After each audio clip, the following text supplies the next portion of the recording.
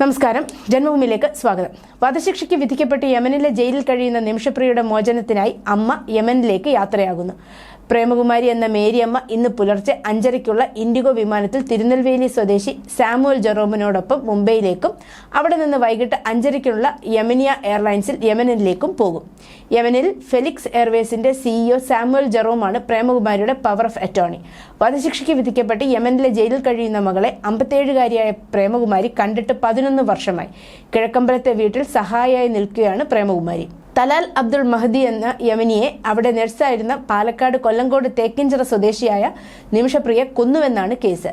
2020-ൽ സനായിലെ വിചാരണ കോടതിയിൽ നിമിഷയ്ക്ക് വധശിക്ഷ വിധിച്ചു. 2023 നവംബറിൽ യമനിലെ സുപ്രീം ജുഡീഷ്യൽ കൗൺസിലിൽ നൽകിയ അപ്പീലും നിരസിച്ചു.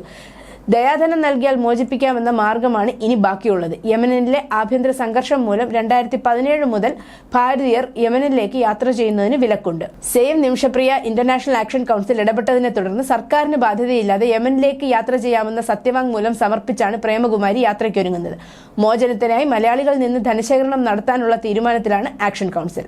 News desk, Janmabhumi.